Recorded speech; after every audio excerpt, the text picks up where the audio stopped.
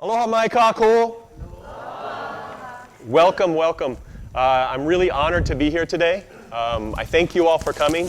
I just spent a few minutes with the flags earlier, and it's really an honor just to be in their presence, yeah? I was honored to be part of helping out in a small way, Adam getting the project together. Kamehameha Schools, Jamie Fong, and everybody has been incredible. But just to be able to see those Hai Hawaii and see those Hai Kalaunu and know their history is really amazing. So my name is Ron Williams. I'm going to introduce myself informally in just a moment. But we're going to talk today about Hai Hawaii and the relation of Po'eloha Aina to Hai Hawaii. But before I do, I want to introduce somebody that's going to introduce me. So a dear friend, a wonderful Maui resident, and a member of the Maui County Council, Ellie Cochran. Yeah. Thank you. Oh. Thank you. Mahalo, and it's really my honor and privilege to be here with Dr. Ron Williams, who already introduced himself. But thank you for the opportunity because I'm not only a Maui County Council member, but I'm also board member and loving parishioner of the congregation of Waiola'a Church. And our church owes so much gratitude to Dr. Ron Williams, who we had the vision. His name is Hilina'i o Nalani, the truth seeker from the heavens, because that is truly what he is to us. Not just, I think, to our Hawaiian culture and our past, our ali'i, but to the people who are interred at Waiola'a Church. We celebrate our 195th year of existence next year. And it's just the amazing stories and things Dr. Ron Williams has been uncovering. And so we owe a lot of gratitude and mahalos to him. And I just want to say that please always follow in his footsteps because he leaves such a wealth of information. And from Maui, Waiola'a, we thank you so much. And of course, our kupuna of the past. So looking forward to your presentation. And thank you always for thinking above yourself, but from our past ancestors that we all live and walk on the foundations of. Thank you. So mahalo. Mahalo. Thank you so much. Thank you. Oh, thank you so much. Yes, what an amazing day. What a beautiful day. I was always trained to start with my mo'okuauhau, so if you'll bear with me, I'll do that. My familial mo'okuauhau comes from my mother, who was Janet Marie LaBounty. My mother came from Chicago, where I was born. Her people come back from Paris through Montreal and also Wales, so she's French and Welsh. My father is Ron Williams Sr. He and his family come from Arkansas, where I grew up in the South. He's a hunter, a fisherman, literally lives in the woods in a trailer, and is an amazing Aloha Aina in Arkansas. So I mahalo my dad for raising me that way. My academic mo'okuauhau, I graduated high school in 1984. I went straight away to BYU Provo, Utah, and was there for 3 semesters, and they asked me to go home. I think I took 6 classes a semester for 3 semesters, and I think I passed 1 of them. I wasn't ready for college. I was 17, and so I came home, lived life for a while, came out, lived in San Francisco with my then girlfriend, who became my wife, who became my ex-wife. But we came out to Maui in 1996. My beautiful daughter, Kiali Makana Williams, who's here with me today, was born in 1998. I was working at the Feast at Lele, luau in Lahaina. I helped open up that luau and was having a blast. Watching the sunset every night, talking to fun strangers, eating pohole fern and moi and drinking a couple of beers, and making good money. I realized one day at the luau that I couldn't do it forever. As I saw my daughter growing up, that no one wants to see a 60-year-old with his shirt off, so I better get a real job. And so I went to, I really got struck by an amazing fortune, and that was to meet my first kumu, Akoni Akana. Akoni Akana, who ran the Friends of Moku'ula, for some reason took this skinny haole farmer boy under his wing and used to train me to do those cultural history tours that he does of Lahaina. Lahaina was, and the Lahaina Restoration Foundation and the different societies were telling the 200-year history of Lahaina, ever since the missionaries arrived. Akoni wanted to tell the 2,000-year history of Lahaina, and he really did that. So I owe him my start in my interest in fanning that flame. When I came here, I knew that I was in someone else's land.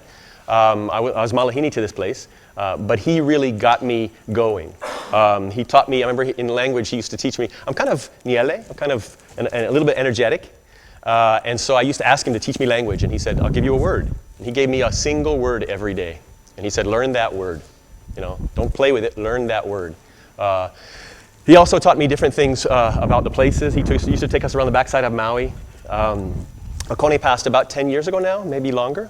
But that spark turned into me going to Maui Community College. My first kumu there was Keopi Raymond.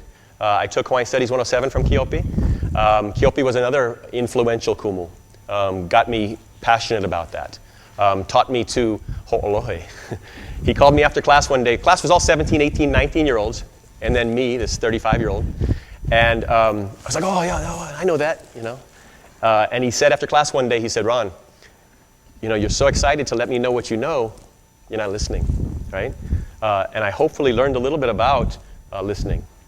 Keopi taught me that. He taught me many other things, including showing a film one day in class of the most amazing woman I've ever seen. Passionate, fierce, brilliant.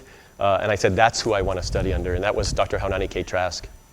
I went on a Rainbow Bridge program to UH Manoa. They take the junior college kids over and they bring them to Manoa.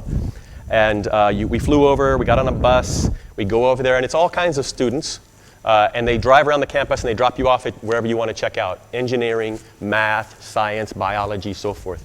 Hawaiian Studies is the last stop because it's down on Dole Street.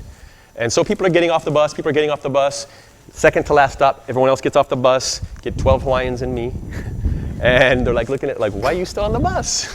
But I knew I wanted to come to Kamakaku.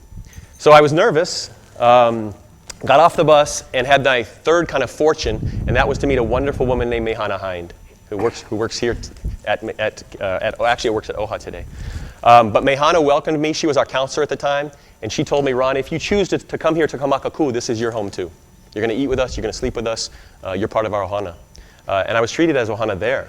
For some reason I don't really know, Dr. Trask took me under her wing and got me through college. Lots of life issues and things that happened between my undergraduate time and my graduate time. And Dr. Haunani K was always there in many, many ways to guide me and drag me through college. When I was on Maui and with my daughter, when my daughter was 7, and she called me and said, you're coming back to grad school, right? And I said, no, Kumu, I have no money, I'm taking care of my daughter. She said, you're coming back to grad school. She goes, get here and we'll figure it out. And Dr. Trask found me a tuition waiver. She found housing for us, all kinds of things. For this skinny haole farmer boy from Arkansas. So I owe her where I am today. Lili Kalakame Ilahiva, John Osorio, all of those folks. I got my bachelor's degree in Hawaiian Studies in 2005. I got my master's degree in Pacific Island Studies in 2008. And I got my PhD in Hawaiian History in 2013. The University of Hawaii finally found it worthy to do a PhD in Hawaiian history. After 100 years of having a PhD in American history and Southeast Asian history and Korean history and so forth, they hired Dr. Noelani Arista and John Rosa about 8 years ago now to start an actual PhD in Hawaiian history. Before you could get a PhD in Pacific history and focus on Hawaii. But so now they've dedicated some energy to that. So I was honored to go through that program and end up where I am today. I taught at the Center for Hawaiian Studies at Kamakaku for 12 years. And I'm here now today to talk to you with some of that ike that my kumu have passed to me. Ellie Grant, said wonderful things about me. I see me as a messenger. Yeah, my work is in the Hawaiian language newspapers, in the Hawaiian language records, and in other archives. These voices come, and all I do is platform them. So that's my role, my small role in bringing this history to you. Nanea Armstrong, who's here today, Liana Wong, and others have put together an incredible program that's the history of the Hawaiian flag. I recommend that highly. It's on the website of the Cultural Center. So if you go on the Cultural Center website and look, there's a beautiful, about a 45-minute long history of the Hawaiian Kingdom flag. That's not what I'm going to talk about today. Today what I'm going to talk about is the relationship of the people to the flag. Yeah? So that's what we'll talk about here, and hopefully kind of give an essence of that when you go and look at the flags today. Okay? So let's get started. Po'ealoha Aina and the Hawaiian Kingdom flag. For any visitors here today, Po'ealoha Aina is translated as patriots, yeah, people who love the land, both literally and metaphorically. It's talked about, used quite a bit around the time, throughout the kingdom period, but also especially around the time of the overthrow and after. Those folks who loved the land, loved the nation so much, they sacrificed all kinds of things for the nation. Okay?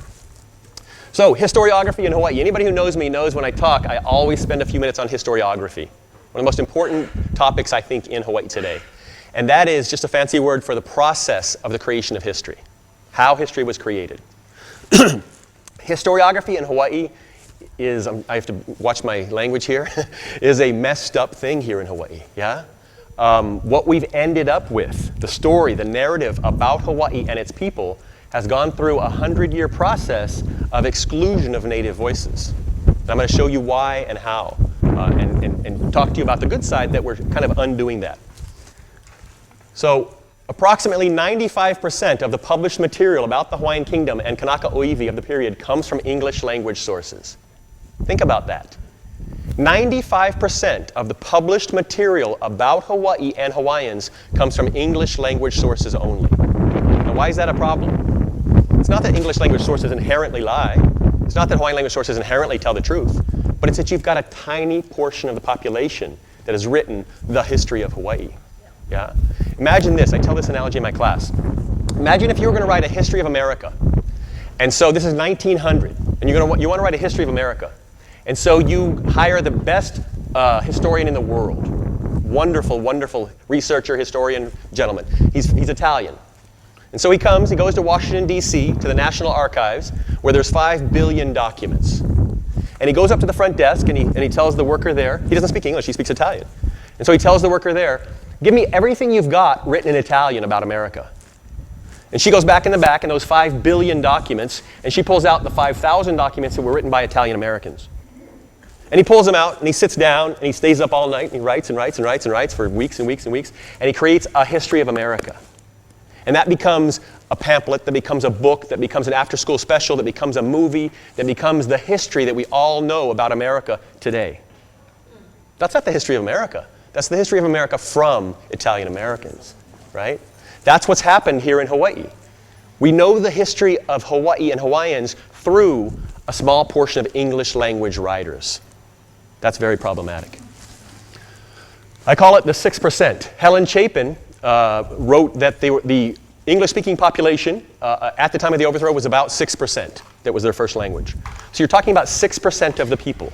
You're talking about missionaries, missionary wives, ship captains, storekeepers, lawyers, visitors, travelers, and others who wrote up 95% of the Hawaiian history. The other 94% of people spoke, and they wrote prolifically. We have 125,000 pages of Hawaiian language newspaper digitized today.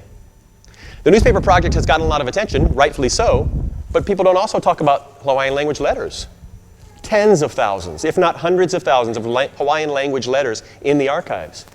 We just did a project this summer. Students of mine did an archival project in the state archives where they digitized the letters of Lucy Peabody, friend of the Queen, Huiloha Aina Wahine, started Ka'ahumanu Society again in 1905. Over 300 letters, Maka'olelo Hawaii, from about Lucy Peabody. Tons of collections like that in the archives that historians haven't accessed to write the history of Hawaii. So again, the 6% has created the history. The illusion of native voice has given us a history about Hawaiians, not from Hawaiians. These are people, kind of a general scope of the population, who wrote about Hawaii. And not just Hawaiians. We have Japanese language newspapers. We have Chinese language newspapers. What were they saying about the overthrow? What were the Japanese saying about the Bayonet Constitution? Yeah? Those are things we have yet to know.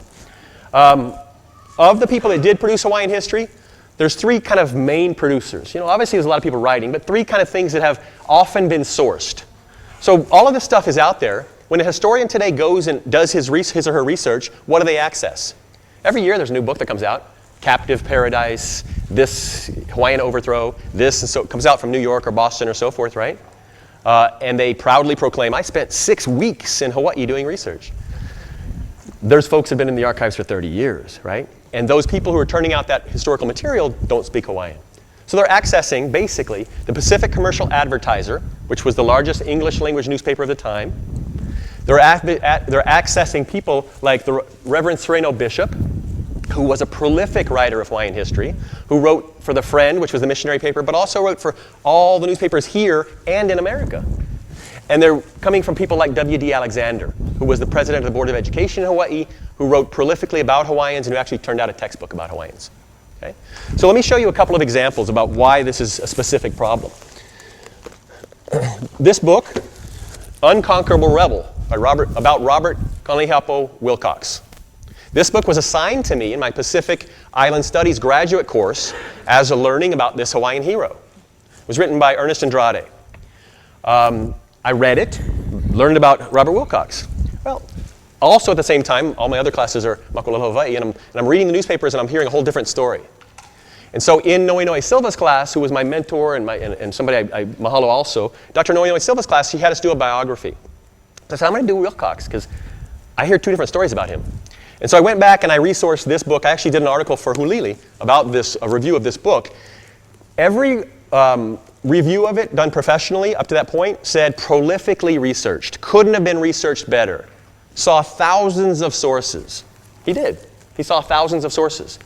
90% of them were the Pacific Commercial Advertiser. So he's writing what? So what is the Pacific Commercial Advertiser? Pacific Commercial Advertiser is the foreign language press in Honolulu. Yeah? Remember to take ourselves back to 1890s. Olelo Haole is the norm today. 1872, 1880s, 1890s, the English language press were foreign language presses. Albert Francis Judd, he says it himself. The Pacific Commercial Advertiser is the foreign language newspaper. So what we have here is a biography of Robert Wilcox from the foreign language press who were his enemies, right? And so you see this story about Robert Wilcox accessing that language and so forth. The Hawaiian language newspapers tell a completely different story. Yeah, a completely different story of Robert Wilcox. I argue that today we have very, very few legitimate biographies of some of Hawaii's greatest leaders. Aloha Lani Brown, a colleague of mine, just published a book on John Papa'i'i that I think is one of the first. Prolifically researched in Hawaiian and English language archives. But folks like Robert Wilcox and others, those stories are still to come. My specific master's or PhD doctoral dissertation was on the native Hawaiian churches in Hawaii, the Protestant churches that came out of the 1820 mission to Hawaii. I went into this dissertation set on telling the story of how the Christian church came to Hawaii, brainwashed Hawaiians, and took over their country. I found a whole 180-degree different story.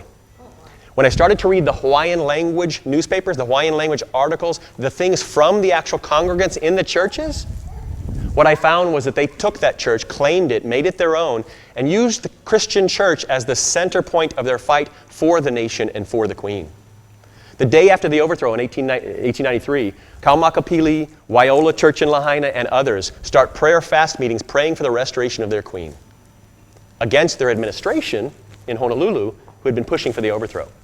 So what you have is, after 1863, when Boston pulled away, you have 40, 50,000 native Hawaiian Christians in their churches, and you have a board of 8 white men in Honolulu, the administrative board. That wasn't the organization. The people were. So I started to go back, look at those documents, and I find out every single history or story of the mission in Hawaii today is written from the annual reports that went back to Boston, from the, quote, Hawaiian Evangelical Association. It wasn't the Hawaiian Evangelical Association. In their constitution in 1863, they declare, we are the Ahahui Wanalio o Hawaii. Our language is Hawaiian. They mandate that all the meetings be held in Hawaiian. Every baptism, everything going on in the church is happening in Hawaiian. They say we're creating English language reports to send to our bosses back in Boston. Those reports were what everyone has used to write the history of the Christian church in Hawaii. The Hawaiian language reports are different in content and context. They tell a much different story. There's also a collection of pastors' letters that are in the Bishop Museum that were closed until 2006.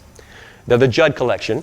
There was a restriction put on the collection saying that nobody could look at it until the last grandchild passed away, Henry Jetty III, Albert Francis Jetty III. DeSoto Brown used to tease me when I went in there. He said, no, you can't look at it. Can't look at it. I went in one day. He's got a macabre sense of humor. I went in one day. He said, the guy died. So no, rest his soul. But the collection came open. There's about 3,000 letters, Makololo Hawaii, from the pastors of the churches to Albert Francis Judd, who was the Papa Hawaii. He was the head of the board in Honolulu. So they tell you exactly what was going on in the churches. That accessing that material tells us a new history. One final example, this book. And there's going to be a few things today. I want to start off by saying, or jump in and say that some of the stuff I talk about today is, in my manao, has this kaumaha, yeah? It's difficult for me. I can only imagine how it is for others. But all of the stuff that I'm going to show you, I've talked to the families about, and they encourage me to show. And people that I know, that I've talked to in other talks, have said, we need to know this information. I don't say it to get you angry. The person who wrote this book died 150 years ago. I say it hopefully to have us all understand how we know about what we know today from people like this, and what we can do about it. Hopefully it inspires us to look at things we see with caution. This book, this is an actually original copy. This was from W.D. Alexander, the gentleman I talked about earlier. He wrote a pamphlet a few weeks after the overthrow called The Glory of the Revolution, talking about the overthrow. In 1889, he published that pamphlet as a book called A Brief History of the Hawaiian People. He was the president of the Board of Education at the time. The book is an awful, racist, horrible book. Talks about how Hawaiians aren't fit to rule, how they're not even human, and so forth. If you think about what happened, the gentleman who had pushed the overthrow had been begging the U.S. to annex them since 1893, and it wasn't happening. All of a sudden in 1898, the annexation supposedly happens. They have a party at Iolani Palace, literally a ball at Iolani Palace that runs till 4 in the morning. I like to think they woke up and said, oh crap, what do we do? Because they brought democracy to Hawaii for the first time in 5 years. Yeah? A form of democracy, right? In the territory, the governor was appointed by the President of the United States. The judges are appointed by the governor. But the legislature is elected, and everybody has a vote. Hawaiians have a vote now. So they massively outnumbered the haole in Hawaii, and they elected Home Rule Party members to that first territorial legislature. So the people have to make, Judd guys and the other folks, Thurston and so forth, prior to the annexation, have to make an argument why they're taking over a country and they're a minority. So they're going to use that race argument. Now understand, they're talking about a nation that was one of the most progressive modern nations in the world through the 19th century. A couple of facts. 1840, the mo'i, an absolute ruler, divine ruler, gives up 2/3 of his power to create a constitution that's going to gain recognition, that's going to save the nation for 50 years. An absolute ruler, as a historian, I don't know another example of that in the world, where an absolute ruler said, I'll take the executive branch, we're going to create 2 other branches of government so that we can gain recognition from the other nations of the world. And they did. The first non-European nation to gain recognition was the Hawaiian Kingdom in 1843. 1852, the Constitution of Hawaii offered universal manhood suffrage. Chinese, Japanese, African Americans, Africans, people could come to Hawaii, be a citizen of the country, a subject of the country, own property, and vote. That's a decade prior to the Civil War in America. In the 1860s, Americans were fighting a war over whether or not to own black people. And in Hawaii, black people could own property, could vote, and became citizens. That's how progressive the kingdom was under native rule. 1881, Kalakaua travels around the world as the first monarch to circumnavigate the globe. Electricity, Iolani Palace. Again and again and again, inventions, modernity, all of these things were happening in the Kingdom of Hawaii under native rule. Yeah? So you got to wipe that out. You got to say in 1898, well, they're not human. Well, how are they not human if they've been running this country? So you create a new narrative. And that narrative is contained in this book. And I want to read you one particularly egregious part. The topic of infanticide was a kind of a rumor among many people back at the time. Dr. David Stannard has written a book debunking infanticide in Hawaii. Nonetheless, in 1898, W.D. Alexander wrote this about infanticide in Hawaii. Infanticide was fearfully prevalent, and there were a few of the older women at the date of the abolition of idolatry who had not been guilty of it. It was the opinion of those best informed that 2/3 of all the children born in Hawaii were destroyed in infancy by their parents. They were generally buried alive, in many cases in the very houses occupied by their unnatural parents. The principal reason given for it was laziness, unwillingness to take the trouble of rearing children.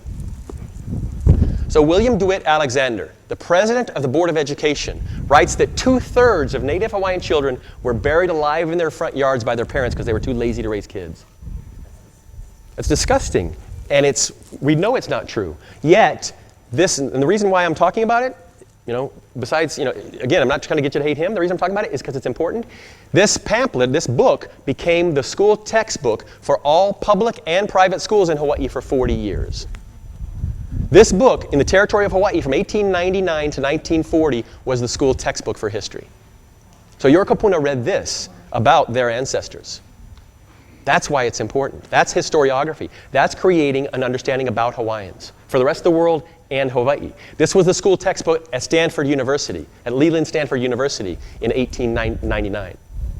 Yes, ma'am. Has that been reprinted and updated so you can purchase by any chance? Yes, and it is, and it's available online, Google Books. It is? Google Books, yeah. But so again, understanding why in the 1940s, 1950s, 1960s to be Hawaiian was what? Was, a little bit lazy, not so smart, da-da-da-da.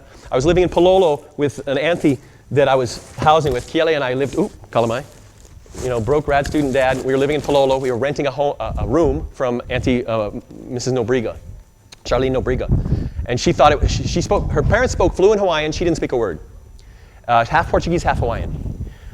She said when I was growing up no, you leave that Hawaiian behind. She got a real tickle out of the fact this haole boy in her house was learning Hawaiian stuff. And so every night we'd talk about what I learned. So I invited her down to Kamakaku one time for my friend's graduation, Kimo Armitage. He got his PhD in English literature. And so I said, Auntie, come, my friend's graduating. So she came down, we had luau, we had a celebration. She met Kimo. Kimo's kind of fair-skinned, like a little, maybe even lighter than myself. And we're talking later, and I said, Auntie, did you say hi to Kimo? She said, oh, yeah. She goes, oh, smart that haole boy. I said, no, Auntie, he's Hawaiian. Hawaiian? Get a PhD. Wow. And she wasn't joking. I mean, to her, she couldn't fathom the idea that a Hawaiian had a PhD, right? So outside of academia, right, what are these things that are still thought about Hawaiians and so forth? It comes from that type of material put out by W.D. Alexander. So all these people writing history, all these people talking about history, yet the history was created, kalamai. This is where we get historical voice, right? The 6%. That's what we know about Hawaii. So, po'eloha aina o ko Hawaii pai aina. So the people of the land who loved their nation, who loved their flag. Yeah? That's what I want to talk about now, is that flag and what it meant to them. I'm only going to spend a moment on the idea of these other flags and so forth, the Rasta flag and the green and yellow and da-da-da. I don't have a problem with it as a political thing. I'm not a politician. I'm not a political scientist. I'm a historian. If that flag inspires you as a person, that's great. It doesn't have history. That wasn't the Hawaiian Kingdom flag. When people talk about the fact that, I don't know, this flag looks British to me. It looks like a colonial imposition and so forth. That's not what your kupuna thought. They adored this flag. They died for this flag. They sang about this flag. Kalamai. That flag was their national flag. Yeah? I want to ask you to do me a favor to help me out with this. I want you to raise your hand high if you know of the man named Abraham Lincoln. Okay? Raise your hand high if you know of George Washington. Okay? Raise your hand high if you know of Ulysses Grant. Okay? Raise your hand high if you know of the man William Punoho Aveoveo Urukalani White. Okay, about 10 of us. Raise your hand high if you know of Frederick Kahopula Beckley Jr. About 12, 15. Raise your hand high if you know of Abigail Ku'ailani Campbell. More, about 20. Raise your hand high if you know of William Henry Daniels. About 4 or 5. Raise your hand high if you know of Kalua Palawa Kama. 1, okay. These folks were the heroes, were the patriots of the Hawaiian Kingdom. A few of the hundreds and hundreds. When Noenoe Silva wrote her book and talked about resistance to the overthrow, talked about people stepping up and giving up their jobs, all kinds of things, she touched the tip of the iceberg. There are hundreds and hundreds, if not, there are thousands of native Hawaiian heroes that most of us don't know about, right? I would argue that this is a really educated crowd, right? What if we were doing this out in the community, right? What are the kids learning at school? Are they learning about Kalua Palawa Kama, William Henry Daniels, and these folks? I'll give you 5 seconds on each one. William Punoho Aveoveo Urukalani White was one of the Queen's right-hand man. He was a senator from Lahaina. He's the gentleman, along with Joseph Navahi and Sam Nolan, who wrote her new constitution that she was proposing. He was Knight's Order of Kalakaua. On January 14th, 1893, he was the last awarded at the palace. The morning before the Queen was going to proclaim her new constitution, she awarded William White the Knight's Order of Kalakaua for his work on the Constitution. William White was part of Halinau'a, a dedicated Po'eloha Aina. About 10 years ago, the family got together and started a project to honor him, but up until that point, I had never met a historian who'd ever heard of him. Frederick Beckley Jr., we're honoring tonight at the Hawaiian Historical Society, proponent of Hawaiian language till the day he died, teacher at Kamehameha Schools, he was the first Hawaiian language professor at the University of Hawaii at Manoa, senator from Molokai. When the territorial legislature starts in 1901, the Organic Acts had prohibited Hawaiian language as being used in the legislature, which was a problem because about 8 or 10 of the home rule electors didn't speak English. So they were speaking Hawaiian in the legislature. Governor Dole sent his assistant governor, Cooper, down to make sure no one spoke Hawaiian in the legislature. Frederick Beckley had him kicked out of the legislature, right? Beckley fought and fought and fought, demanded for a place for Hawaiian language. Abigail Kuhai-Lenny Campbell, many of us know as benefactor, as an incredible supporter of the Queen. William Henry Daniels is a gentleman I'll talk about later in my presentation, judge from Wailuku, Maui, one of the foremost Hawaiian judges. Kaluapalawakama was a woman from Laie who helped organize and found the Home Rule Party. Democrats, Republicans, the women weren't allowed to be part of that constitutional makeup, but also didn't generally come to the rallies and so forth. Hawaiian Home Rule Party had 3 women on their board to found the party, and she was one of them. She defied her church. She was from Laie. She defied her church. She defied her government to help form the Home Rule Party. When Wilcox won that election to become the representative to the United States, the first thing they do, Wilcox and the Queen, is go out to Laie and have luau with Kaluapalawakama. So some of the heroes of Hawaiian history, and I'll show you. So I mentioned William White. There's the photographs just to give you a chance. Abigail Campbell, Frederick Kahupula Beckley, Kaluapalawakama, I don't have a photograph of her, and William Henry Daniels. I want to mention something else. Just these little vignettes for me mean a lot. Mrs. Campbell was hapai at the time of the overthrow. She gave birth in March of 1893. This is her child here. Does anybody in the room know what she named her child? She named her child Royalist Campbell. Literally Royalist Campbell, in honor of the Queen. Her child died at 4 years old, or 3 years old in 1896. I visited the cemetery recently. And there's, Royalist Campbell. Those people loved their nation. Those people loved their land. They fought, breathed, and died for that flag, for that nation. So, ke aloha o na maka'ainana no ke kahai Hawaii, the people loving the flag. The last high Hawaii flying over a government building on Oahu struck from the flagpole at military headquarters at 12 p.m. on 12th August 1898, Hawaii State Archives. This is one of the flags that they're working on. I don't think he has this one here today, but this is one of the flags they're working on in this process. This was the last flag flying at 12 o'clock noon over the Hawaiian Kingdom government. At 12 o'clock noon, at the proclamation of the annexation, this was brought down over military headquarters. So let's look at some of the instances of the flags, some of the uses of the flags and so forth.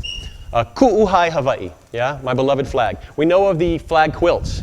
Women made quilts that had the flag incorporated, and they called it Ku'uhai Hawaii, my beloved Hawaiian flag.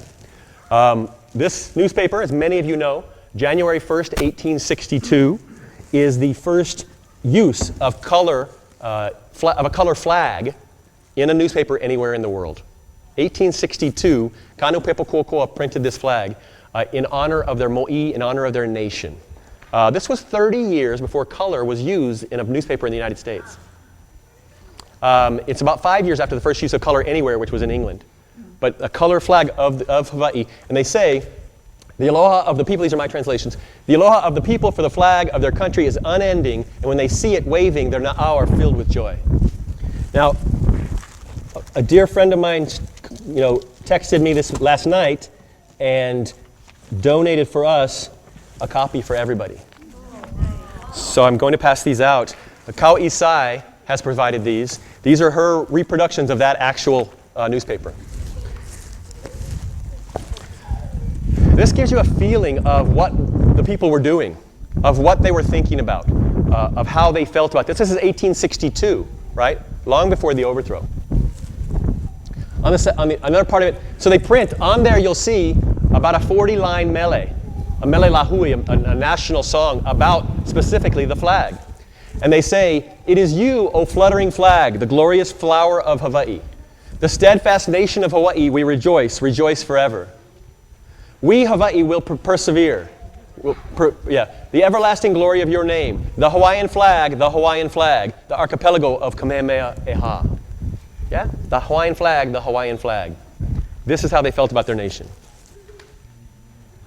There was a newspaper called Kahai Hawaii, 1856 to 1861. So a newspaper named after the flag.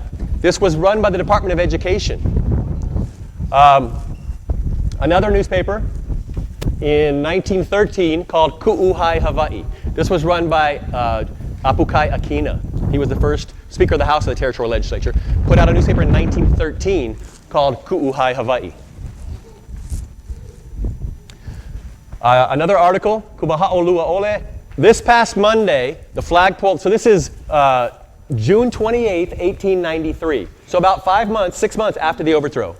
This past Monday, the flagpole of Mr. and Mrs. Kamakaya was raised through the nifty work of Sam Kaloa, and it stands in distinguished honor. There are 30 flagpoles remaining that have the honor of being made and put up by our friend that are waiting for the day that the wondrous song will be sung, Hawaii Pono'i, Nana I Komo'i. And the famous words are proclaimed, Ua mau ke ea o ka aina I ka pono. Kahai nani o Hawaii e mau ko velo ana.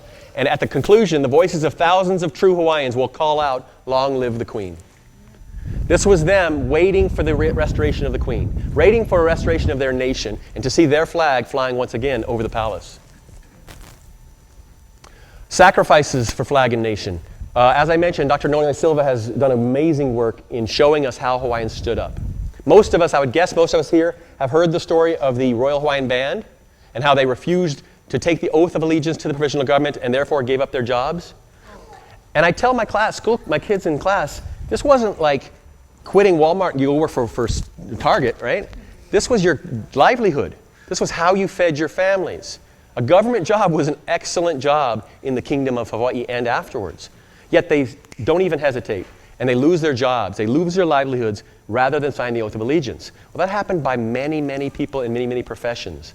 People gave up more than just their jobs also. So we'll talk about that for a second. This was a letter in the State Archives I found from William Haskins Kealaka'i Jr., policeman. He writes to Sam Nolan, who was the Queen's kind of bodyguard at the time, January 11th, 1894, so about a year after the overthrow.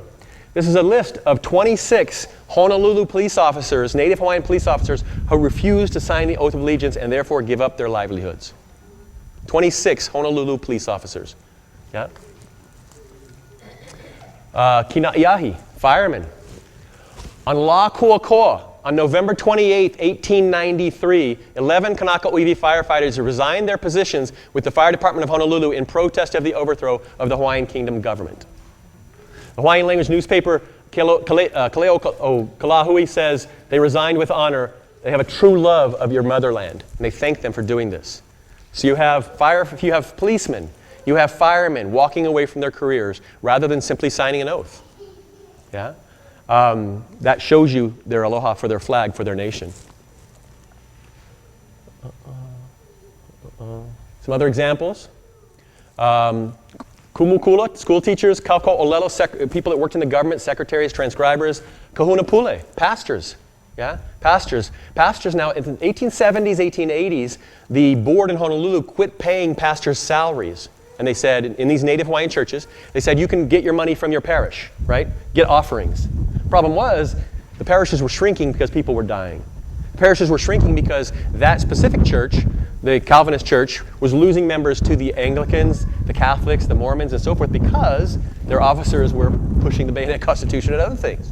So the parishes are getting smaller and smaller, Yet they're required to live off the parishes. So they started to perform marriages, right? They would get paid to perform marriages, which was an extra income. But that made them government employees. So they were required to sign the oath of allegiance to continue to perform marriages. And many pastors refused. Yeah. And so they lost that ability. Letter to Judd here, April 1893, June 9th, 1895. The Lahaina police force was kind of picked on in particular. The Big Island in Hilo, the sheriffs and the attorney general are writing back and forth saying, anyone who you know has signed the roll of the Huiloha Aina, dismiss them from their jobs. So this wasn't just the Royal Hawaiian Band, this was a national movement to figure out ways to protest. Yeah? 1895, the Kawakuloko, the Civil War in Hawaii that was led by Robert Wilcox and others. We have this attempt to bring the Queen back after 2 years of being stymied.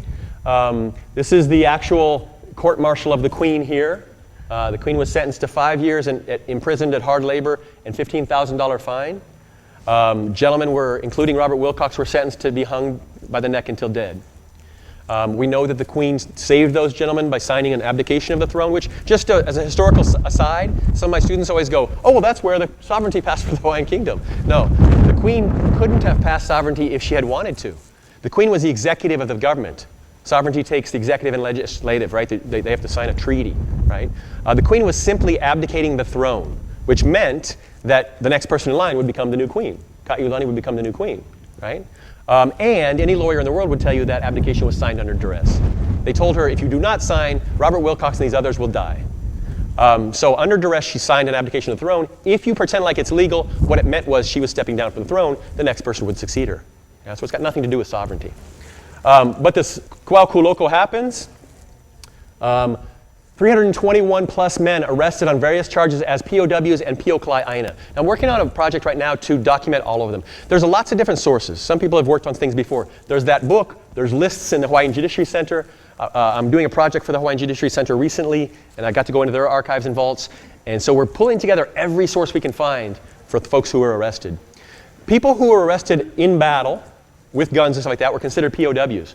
But the provisional government, in their records, the Republic, in their records also say, let's go out around the islands and round up the top Hawaiian leaders and arrest them, because they have information. So they're arresting top Hawaiians from around the islands, bringing them to Oahu and sending them to prison. Now this prison was the same prison that Iosepa Kaho'oluhi Navahio Kalaniupu'u was arrested about 3 months earlier and brought to, where he contracted tuberculosis and later died. It was a disease-filled prison. It was an awful place to be. 321 men and boys arrested and brought to prison. Now, in the course of doing that project for the Hawaiian Judiciary, I came across an incredible find, and that was they have the Mugshot book of these gentlemen who were arrested. I spent a long time wondering whether or not to actually bring it, show it, and so forth. I talked with several of the families. And they said, we want to see these, we want the people to know. And so I'm going to share with you today some of those mugshots. And I ask you, I'm just going to do it with a little accompaniment. It's about 4 minutes long, if you'll bear with me. But I want you to think about these husbands, these sons, these fathers, these grandfathers who were rounded up and brought to prison, who spent time in prison in 1895, and who ended up giving up much more than just their jobs. I've read the letters that they wrote from prison, the letters they wrote to their wives saying, how are you feeding the kids? The women organized meetings and protests where they would dress up as prisoners, bring high Hawaii, and go to the prison and stand outside the prison walls while their husbands and gentlemen were in prison. So to honor them and to honor their sacrifice, I want to share their mugshots with you. It'll take about 4 minutes, and then we'll get back to the meat of the presentation. No, sir. Only a few. There were some removed, and the book actually says political prisoners, and they're empty. So I would say, I've got right here, I've got about 90. There's about 30 with me today, but there's 300 and something. Yeah. But we showed this at Makua Valley with Lynette Cruz and others, and many of the kupuna were families of those gentlemen. Okay.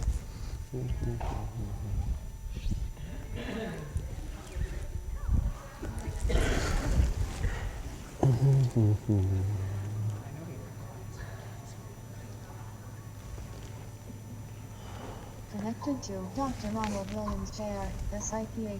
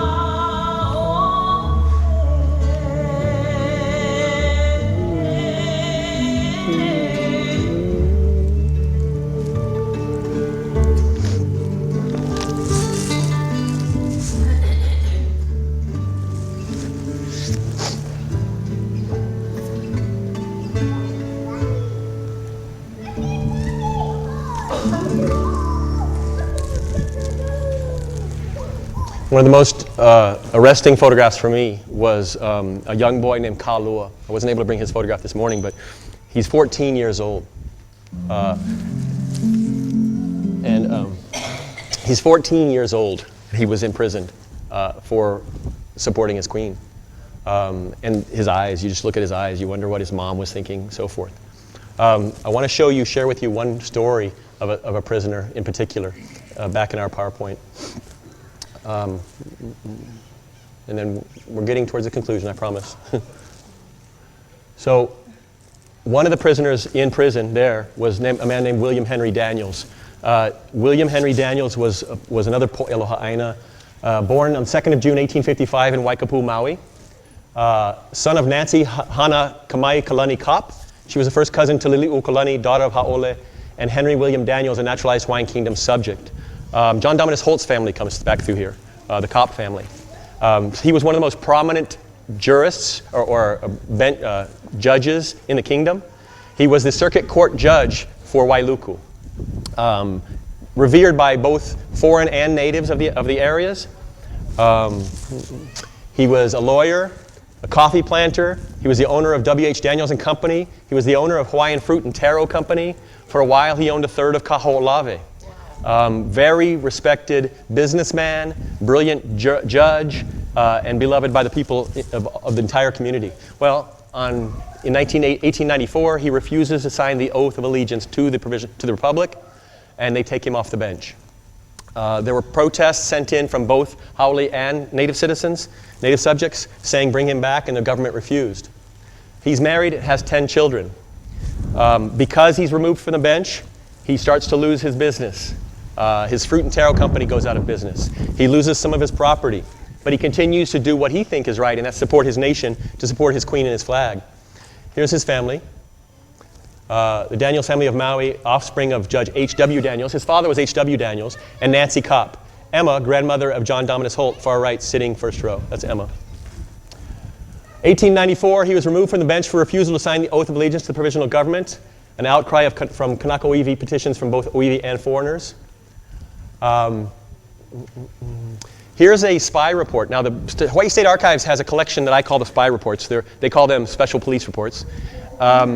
The Republic was paying $900 a month to specialists to find out what the Hawaiians were up to, find out what the Queen was up to, because there was constant rumor that they were going to bring the Queen back.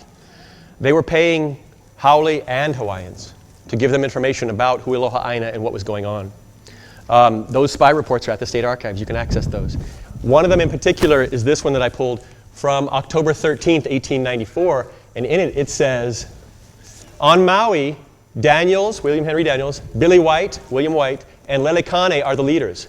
Daniels has been shipping rifles to Honolulu made up in long bundles of straw, which he has sent from Kona for the purpose. One of the other interesting aspects of this that we haven't researched too much yet is the role of Japanese. Daniels was sending guns from Oahu over to Maui hidden in straw, and they were being stored on the plantations because the government didn't think to look there. The Japanese, the Chinese, others were infuriated by the 1887 Constitution, which removed the vote for them. Right? 1852, universal manhood suffrage. Everybody got to vote. 1887, made that Constitution, specifically took the franchise away from, quote, Asians. So they couldn't vote anymore. They've been voting, owning property, running things for a long time. Now they couldn't vote. So what was the role of the Japanese and Chinese in supporting the Queen and supporting the return? So here we see that Daniels is bringing guns over. Former Judge Daniels loses all of his businesses and properties, files for bankruptcy. 1895, he's arrested in the Wilcox Rebellion while on Maui fishing. He's picked up, brought to prison. While in prison, he writes 2 letters to his wife that I pulled that asked how he was scared for his family. How are you feeding the kids? How are you getting by? Very nervous in his writings. He spends about 3 months in prison, and then they release him, but he's blackballed. He can't get a job. He's gone bankrupt. He moves his family out to Huelo on the east side of Maui. I'm following him further, Po'elo Ha'aina. After he gets a menial job on the water ditch, the Spreckles water ditch, and he's doing that. Again, 10 kids. April 27th, 1897, he goes to work, works the day, picks up his paycheck in cash, goes to the field and hands out all of his money to his fellow workers. Goes home to Huelo, pushes his son out of the bedroom, closes the door, and puts a gun in his mouth and kills himself. He committed suicide. Daniels was written about in Kealoha Aina, in the Royalist newspaper, about his sacrifice for the kingdom. When we talk about giving up your job, when we talk about losing your livelihood, there were Hawaiians that also lost much more. Judge Henry Daniels was referred to by the English language paper as Mr. Daniels was formerly police justice in Wailuku and one of the most prominent and brightest Hawaiians on Maui. He has been a staunch royalist, and in him, that party here lose their foremost leader. He was well known all over the islands, and many friends will mourn his death. Mr. Daniels leaves a wife and 9 children. So when we talk about issues that folks are studying now about intergenerational trauma, why that carries on in Kanaka Oiwi today. These are stories we haven't heard. These are stories that we're uncovering that start to explain it in a very dramatic, face-fronted way. Daniels, now I'm going to talk about the happy part in a moment. Many of these projects have spurred the community to take on that kuleana to right these wrongs. So kapo'e aloha aina o kahai Hawaii in Hawaii today. So what does the flag mean today? I'm going to show you a few of my po'e aloha aina, my heroes. There's thousands out there today that are working today. You all have many of your own. These are the folks that I think of in that way. Terry Kanalu Young was my professor at Kamakaku. Kumu Kanalu was on my thesis committee for my master's and passed away about a month after the thesis. He dragged me through that thesis. I used to go to his house. If you knew Kanalu, he was quadriplegic. I went to his house and sat by his bed, and he helped me turn it out. You're not leaving until you finish another chapter.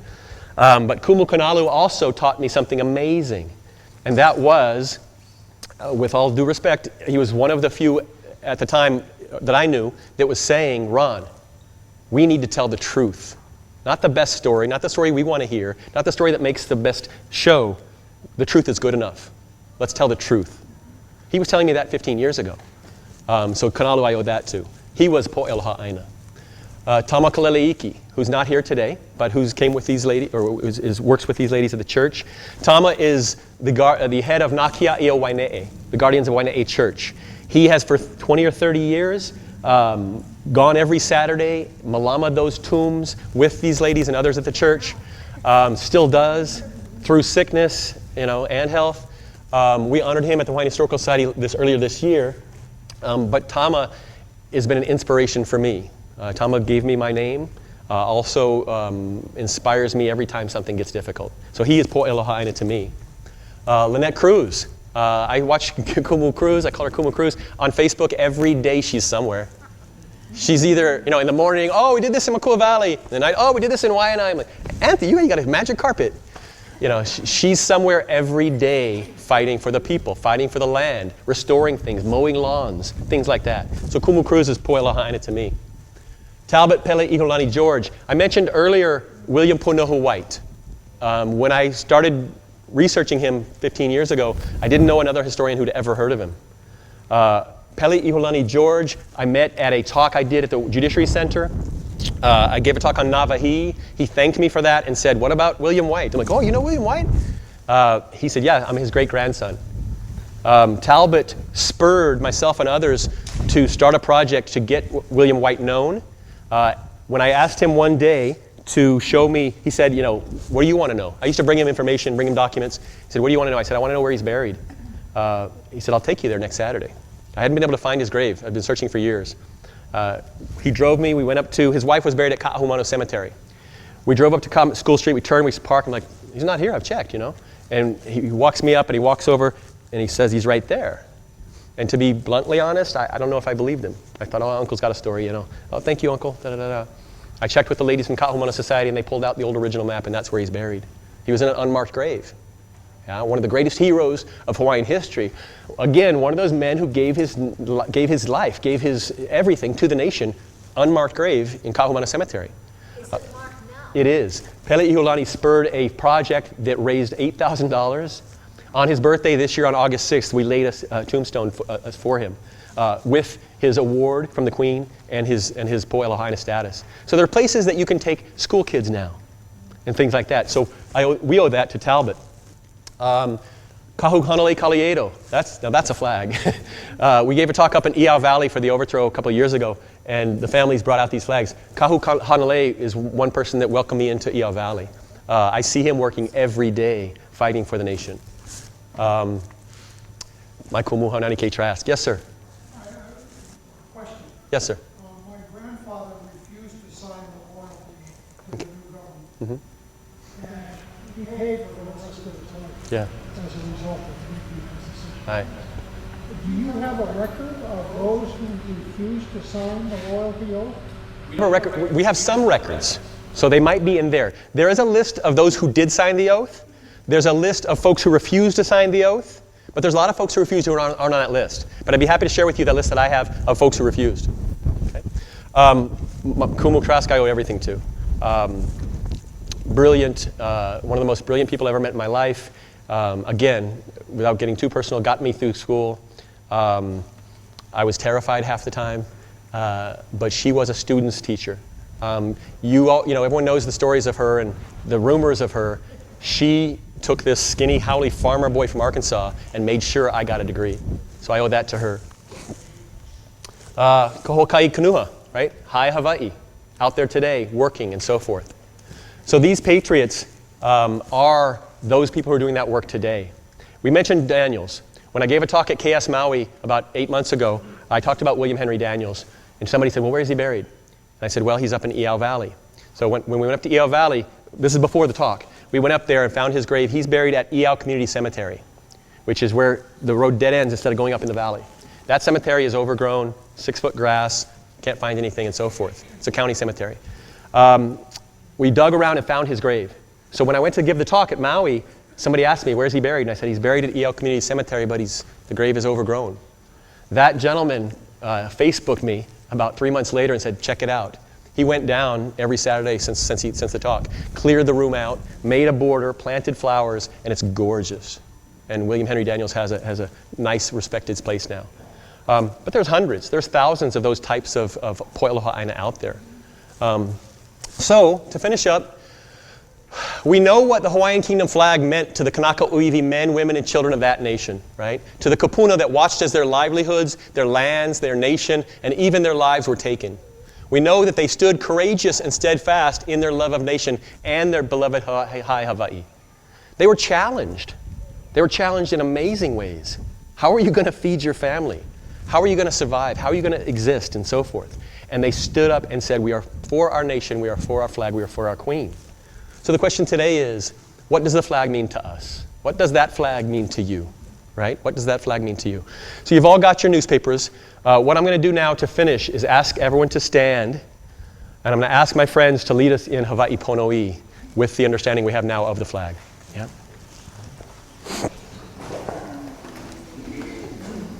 So maybe we can circle up, yeah? Okay. Can we circle up? Let's see if we can circle up. There's space for us. Let me turn this off.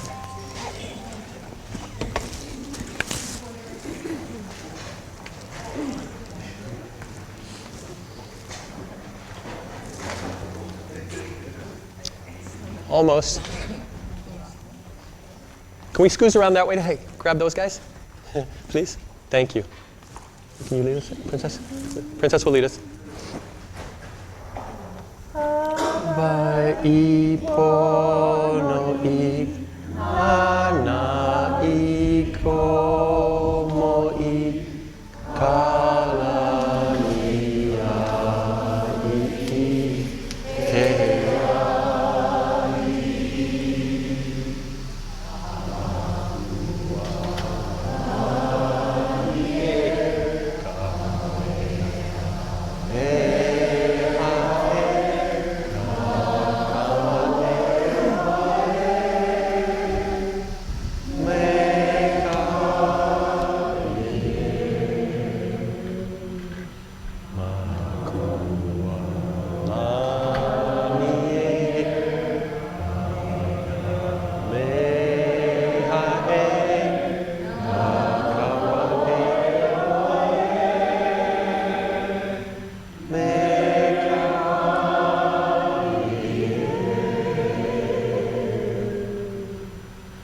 Mahalo, mahalo.